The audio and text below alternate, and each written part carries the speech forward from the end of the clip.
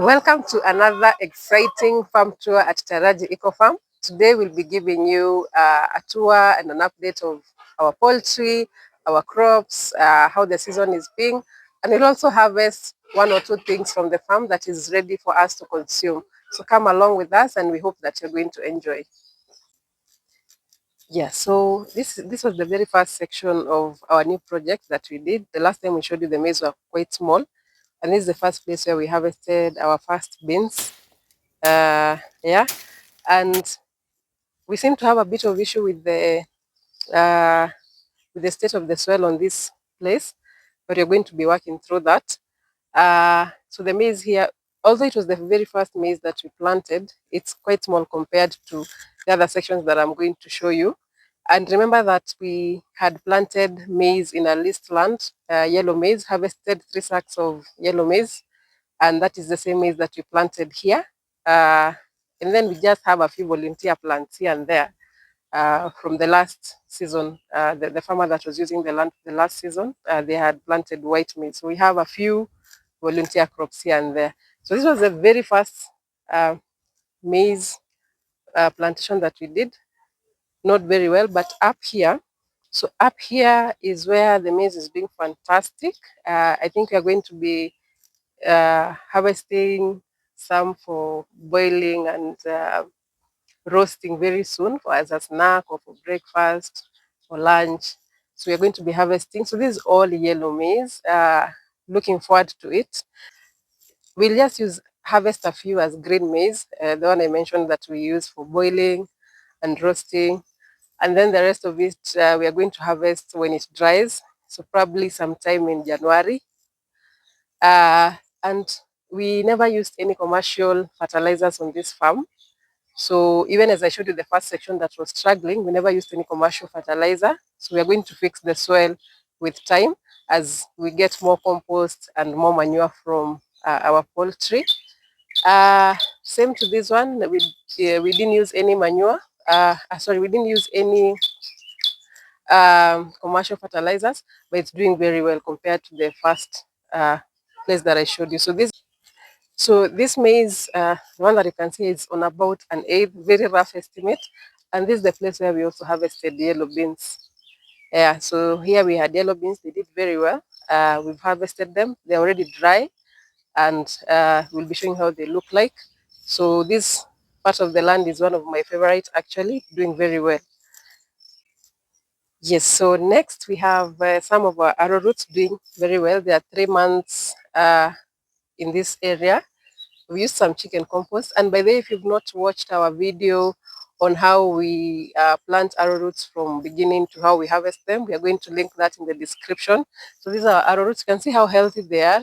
And it's a very healthy food for you to eat with your family. So they're doing very well. We first planted them on the upper part of the farm. And when we saw that they could actually do well in this area, we decided to also have them in our new project, and they're doing well. So these are the oldest here. We have some on the other channels, and we are going to show you that.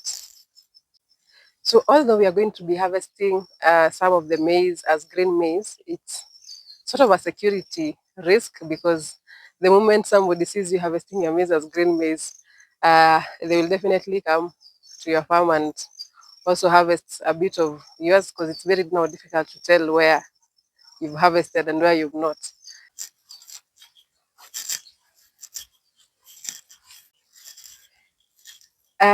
One of the things a lot of you have suggested to us is that we can try grow some sort of grass on these areas to just try and prevent erosion. And the next season we are going to try and plant a few just to see whether it's going to at least support the soil on these areas because there's a lot of erosion right from the top. It's if you're able to see our farm from the very beginning to the end, it's actually like on top of a hill. So that's why we have that kind of erosion. So despite the challenges of running water, we are still able to grow our crops. Although now we try to mitigate the few things here and there, like the channels that we've talked about. Um, Here we can see our cassava. they're doing very well, but I can see there is a bit of erosion. There's a bit of erosion which exposes the plant. So that's some of the issues that we are dealing with.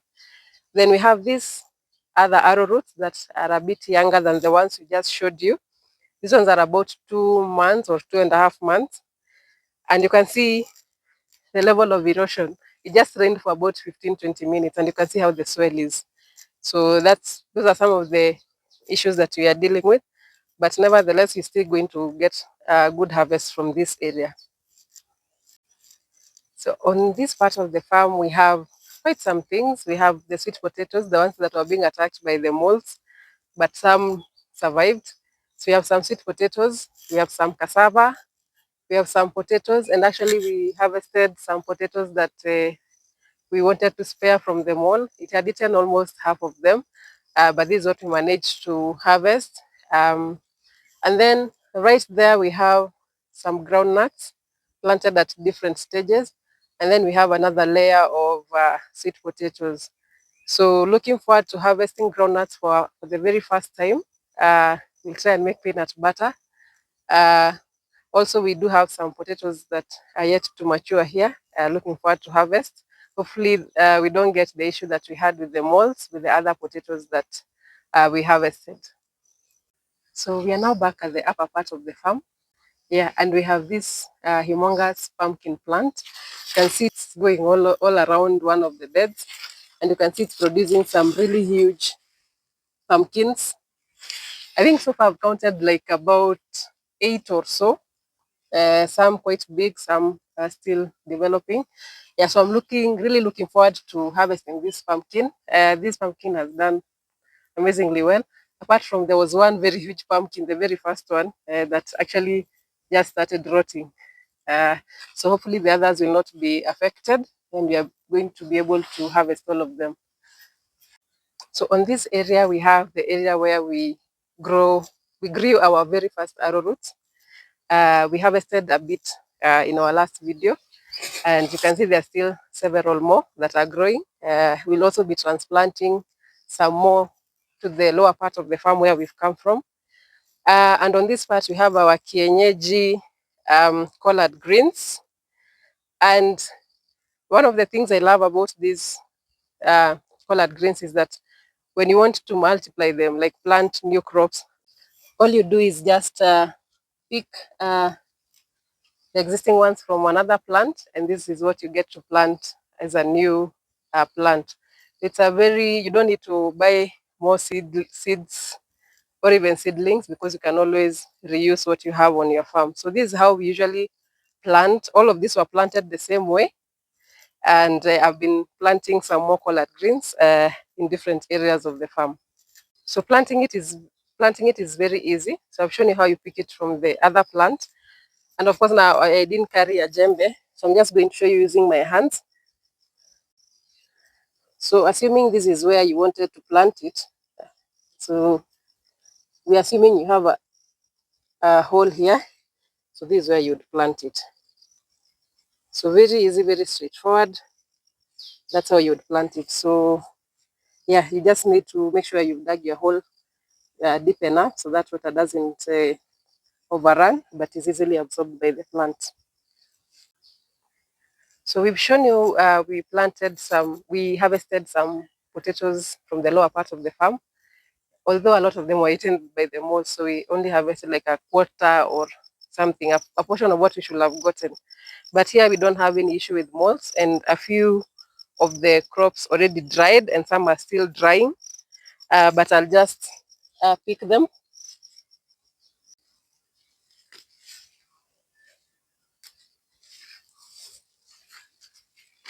So a lot of the crops already dried, cannot even see them. So I'll just try and see whether we are going to get a good number of potatoes.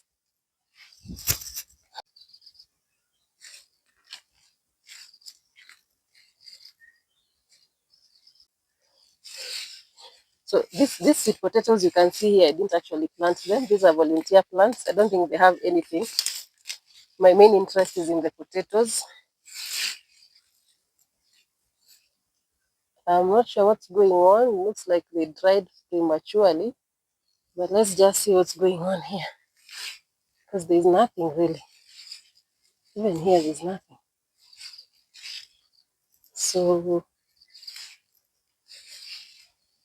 that's very strange. Very, very strange. Uh, I'm beginning to think probably we also have a mole around here, because a lot of the crops uh,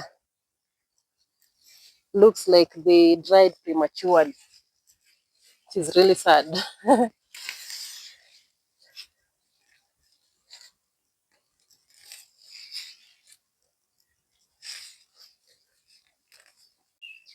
So I'm a bit disappointed with this area. It's a very fertile area. We also used a bit of manure, but it looks like some of the plants dried prematurely. I'm not sure whether I could be having a mold problem here, or what other issues actually cause the plant to dry prematurely. But the thing that makes me think we could have a mold problem is that usually when you harvest potatoes, you sometimes meet the original potato that you had planted. And in most of those crops, I could not find it. So probably we have a mold problem, but I'm not sure. I thought we didn't have any on this part of the farm.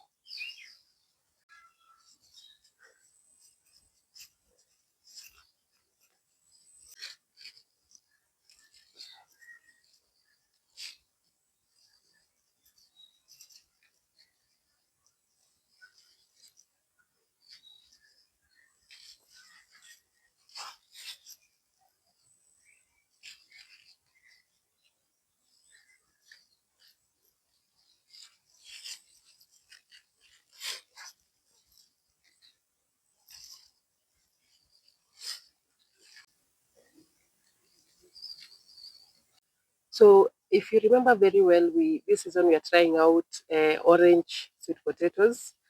Remember we bought some sweet potatoes from the supermarket. I cut them into 4 pieces and I planted them on the ground. So this is one of the areas I planted the sweet potato. Actually, if you dig a little bit, you would find part of it. This is the sweet potato. So it keeps producing these slips, and I usually just pick them and transplant. So in case you do not have sweet potato vines, then you can just buy sweet potato from the market and you'll be getting these slips, and this is what you transplant.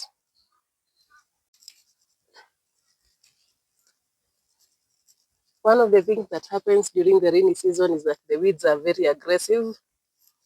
So you have quite some weeds on this bed that needs a bit of cleanup. So this is the one I've just transplanted.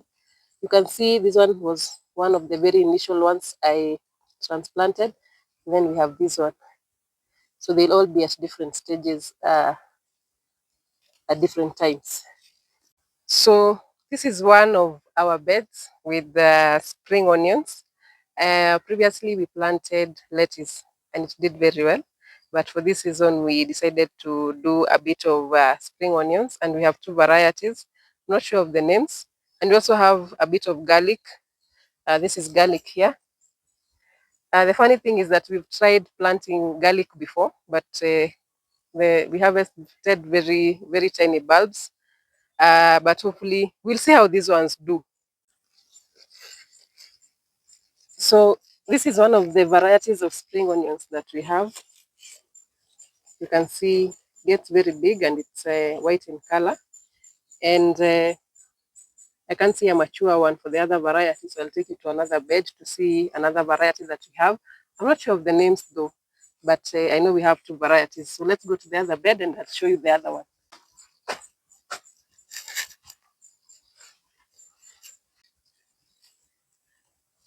So this is the other variety. Uh, Usually produces a lot of spring onions around it. Just want to show you what it looks like. This is what it looks like. So they are pretty different. And now what we do, we are going to leave this one right here, and it's going to produce more spring onions. So every time you harvest, you just leave one and it's going to produce more and even the other white variety. So you can see these ones are 3, and you can also leave one and pick the other 2. See, they are very big, they are very fat, and it's also going to produce, this one is also going to produce more around it. So over here we have some of our passion fruit plants supported by these poles that we got from our farm. And what usually happens is that whenever it rains, we get the ripe fruits falling to the ground. Usually I just come and collect them. And then I think I've seen some more over here that I'm going to harvest. So usually when a passion fruit ripens, it turns from this color over here, green, to this color over here, purple. This one has fallen down, and you can see as it ripens, the purple gets deeper. So this is one that is ready to eat. So I'll get some more.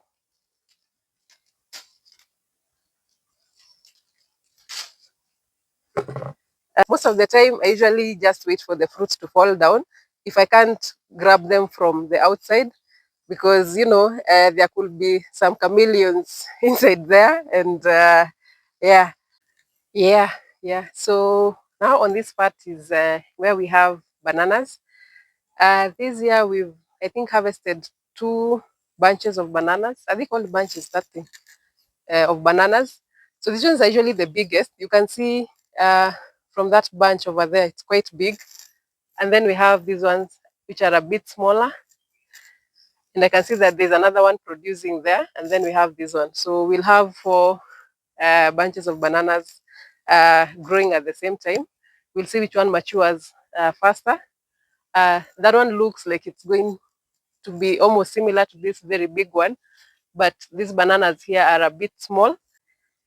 And then there's this one, which we were told is gets very big bunches compared to our biggest. So we wait and see.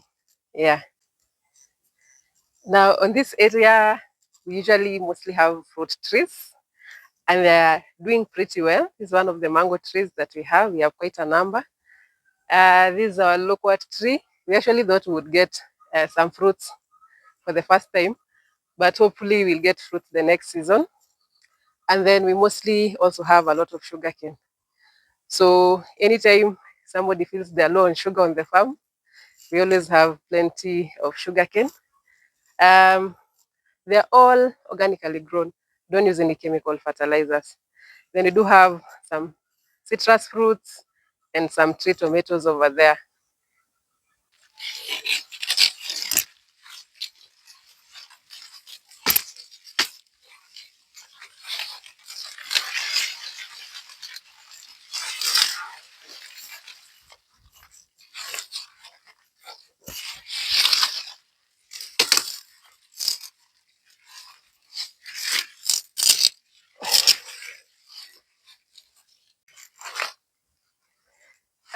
The good thing about sugarcane, if you're looking to grow more, uh, this part that you don't need to waste it. You can put it horizontally, and you're going to get a lot of sugarcane from it. And this sugarcane that turns yellow is usually very, very sweet. So we're just going to have this as a snack.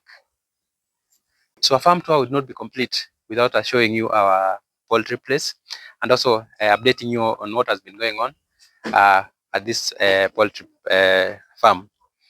The important thing is that we actually figured out what number of birds this area can comfortably support without getting any stress in any way or stressing the birds in any way. And so today I want to show you, explain to you that our farm can now support about 60 birds comfortably without any struggle on feeding them or them being congested in this one area. So how are we doing to make sure this number stays constant? A couple of months ago, we had over 100 birds, and there was a lot of pressure on the population of the birds over here. So we had to figure out what number can comfortably stay on this farm. And so we came to that figure of 60. So we stopped hatching other chicks for a while until 4 months ago, when we hatched the chicken that are inside here. Maybe I can show you a little bit closer, and you see. So in here we have 26 of this, and 8 of them are cockerels. So we have to deal with that before the birds actually start, for lack of a better word, start mating and laying other eggs. So this is our plan. In the last 3 days ago, I'm going to show you. Last three days ago, we looked for cockerels from a different farm, and this was easy because we didn't even have to buy. Someone was breeding like us, so we exchanged. Uh, we got cockerels from him, and we gave him 2 of our hens. And so you can see inside here. I don't know whether I'm going to be able to see. I'm going to show you. So obviously we always try to look for cockerels that are strong and are going to have big bodies and better genes for the next generation of birds. And so we got 2 of these ones. And you can see this one is same 4 months old, but you can see it's quite big for 4 months for an indigenous bird. You look at the feet, and for its size, it's already started developing the, what do you call it? The thing that comes over here. You can tell the age. You can see it's quite small. Sorry, this one here. You can see it's quite small. Still like a pimple now.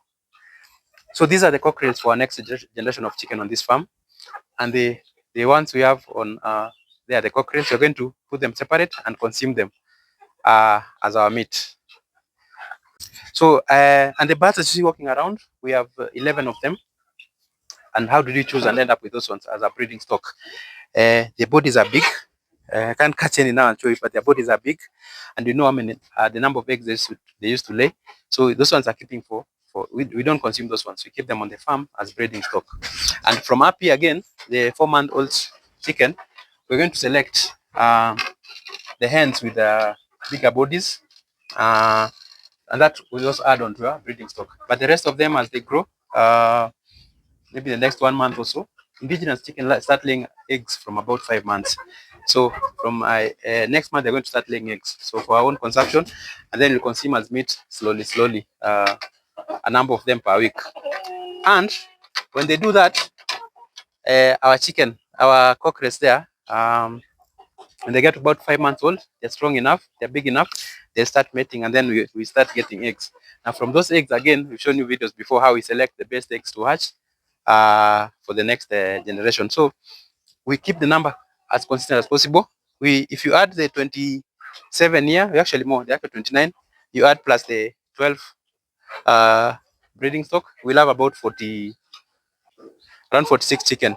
So we can also, we're going to hatch when the chicken start laying, actually laying eggs now. I'm going to show you there. We're going to select eggs and then hatch another 20. So we'll have about 60. So every time we have birds on the farm, we have young ones, we have adolescents like these ones. We also have the breeding stock. So we always maintain a number that, so you can always have eggs on the farm, and you can always have meat from the chicken. So as I told you, our birds are laying eggs, and I'm going to try and collect. There's a hen there laying an egg, but I want to collect whatever is there.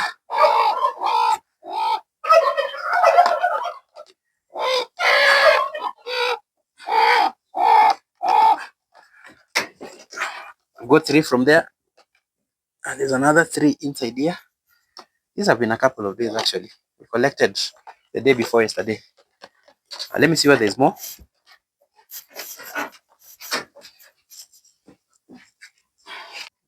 Let me check this part again. Yeah, there's 3 inside here.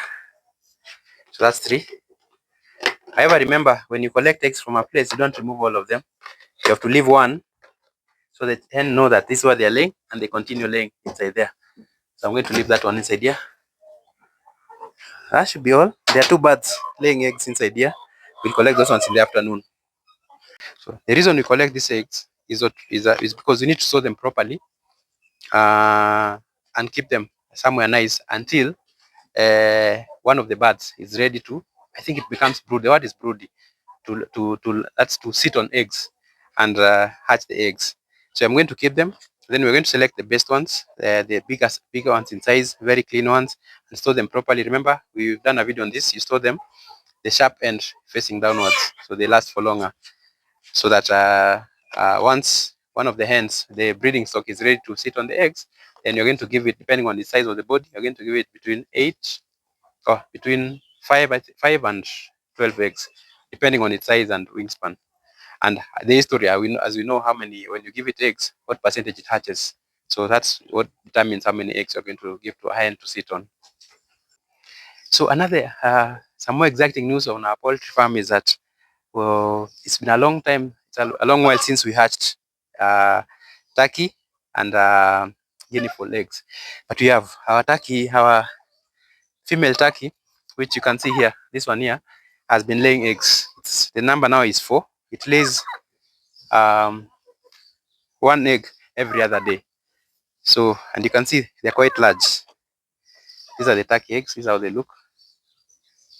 And the reason we are collecting them is it lays outside. We don't want a wild cat or a wild dog to come and eat them. So we collect them every day and leave one where it lays because it's laying the eggs outside.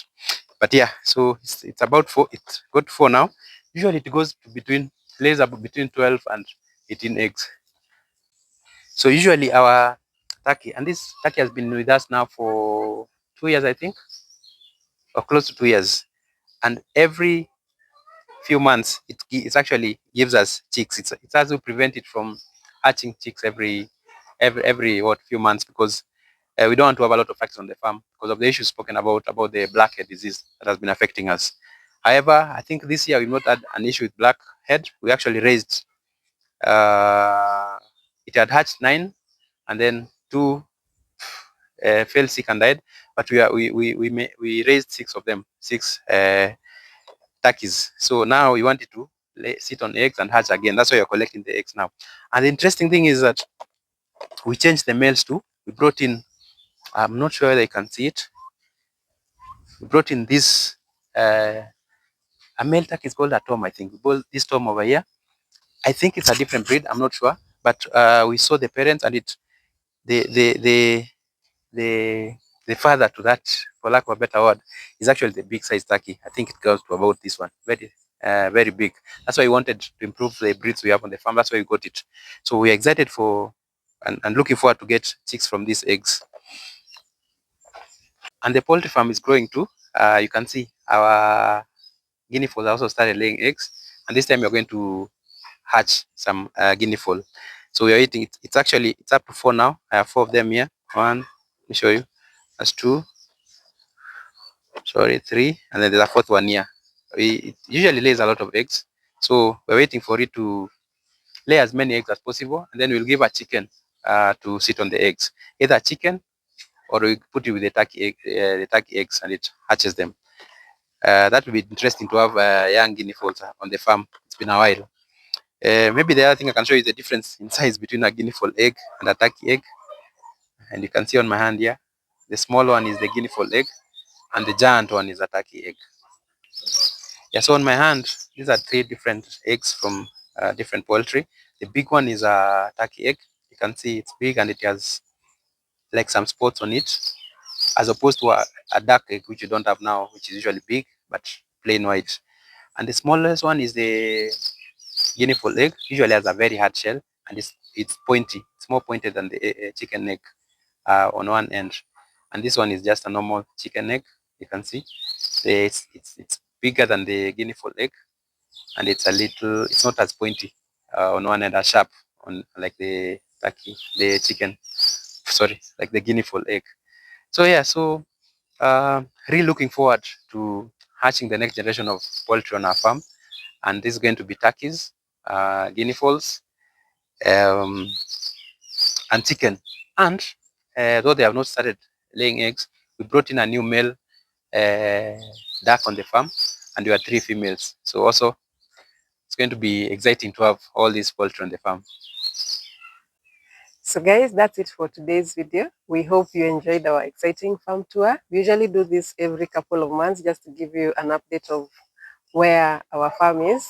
There's a lot of progress both on our poultry and our crops, our new raised beds. And be sure to keep tuned in as we'll show you some of the things that we'll be harvesting this season. It's very early on in the season, although we are harvesting a couple of things, but majority of them will be harvested around December, January. So stay tuned in. Remember to share this video with a friend who is interested in self-sufficiency, and to also leave a comment. What have you liked about this video? What are you going to try out, or what what would you advise us to do in some of the areas where we are having challenges. So see you in our next video, and bye bye for now.